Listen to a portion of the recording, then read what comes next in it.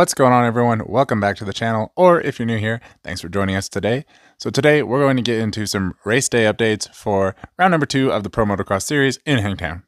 So first up, we got to talk about the injury updates, which thankfully there is no new injuries to report, no incidents during press day, so everything checks out. We're still going to have the same guys sitting out that we had last week, so don't look for them to be returning anytime soon, but thankfully we don't have to add anyone to that list. Next, I want to just kind of get you guys up to speed on the points standings. I know that we've only done one round so far, so we pretty much already know what order the guys are in, but just kind of go over the gaps a little bit as far as how many points are in between these guys. So obviously in the 250 class, in first we have Hayden Deegan, as he went 1-1 last weekend. And then right behind him, we have Levi Kitchen, only 6 points behind, so really not much of a gap there. Look for Levi to be trying to get some good starts this weekend and try to close that gap back down.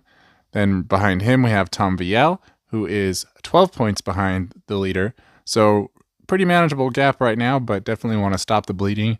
He definitely doesn't want to be losing 12 points every round, or it's going to get out of hand pretty quickly. And then he's actually tied with Chance Hymas, who is also 12 points behind. So really excited for what Chance is doing. He kind of surprised me a little bit. I know he has the speed, but I am still really concerned about him riding on that torn ACL. I am not sure that he's going to be able to get through the whole season, but I think he's probably trying to fight for a contract. So good luck to him. Love to see him out there killing it. But as of right now, he's 12 points behind.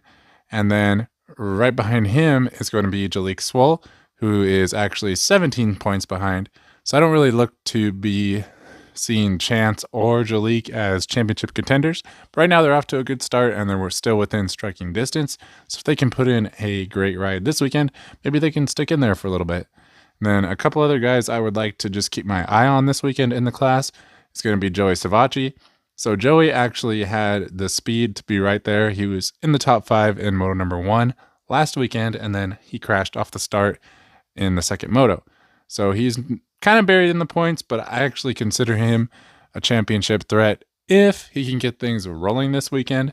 He definitely had the speed to be up there, at least on the podium, maybe better. So we'll have to keep an eye on that. And I also want to keep an eye on Ty Masterpool. So Ty is now with the Pro Circuit Racing team, and he did jump down to a 250. So he looked a little bit rough in that first moto, as you guys probably saw. He went down a couple of times, which was kind of my concern regarding that last minute switch. I'm excited for him to be on a factory team, but with that being said, it's been a week, so he's definitely had a little bit more time to get used to that bike. Probably been able to ride it at least a couple times. So look for him to be hopefully better. He definitely had the speed in qualifying even last weekend, but he just couldn't quite keep it together for the full moto. So hopefully he can do that this weekend. Hopefully he can get off to a good start and we can see what he has. Also, he's still recovering from a calf injury, so nothing major, but his fitness is just a little bit off according to him. So if he is fading towards the end of the motos, keep that in mind, and that could be something he could remedy later on in the season as he races his way into shape. One last guy I'm going to be keeping my eye on this weekend is going to be Club MX's Mark Phineas. So out of the 3 Club MX guys that were in the 250 class, he actually fared the best, and he was the guy that I was the least interested in as far as going into the race. So not that he absolutely set the world on fire, but he did ride really solid and he actually had some pretty good speed. So I'm just going to be keeping my eye on him and see how he can do in Hangtown this weekend. Moving on to 450s, obviously in first place we have Jet Lawrence with a perfect 1-1 from last weekend. And then behind him we have Hunter Lawrence, who is actually 8 points back. And then right behind him, we have Chase Sexton, who is 10 points back, so right behind Hunter. Look for him to overtake him this weekend, potentially. And then after Chase, we have Dylan Ferrandis, who is tied with Justin Barsha, both of them 18 points back. So Dylan, I do think, could potentially be in the fight for this thing, but he's definitely going to need a strong bounce back this weekend and be on the podium. So keep an eye out for that. If not, then I think his title hopes are already out the window. As far as the weather goes, it was supposed to be a real scorcher, but now it looks like the weather is going to be in the mid to high 80s. As they start racing, it'll probably be in the low 80s. And as it gets towards the end of the day, it'll be in the high 80s.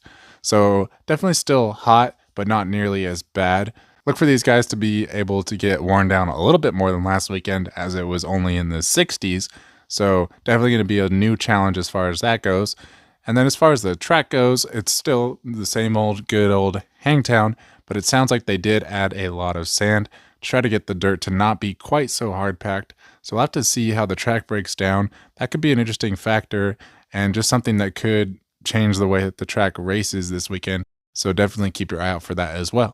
But I'm going to go ahead and leave it there for this video. I feel like that pretty much covers all the important updates for this weekend.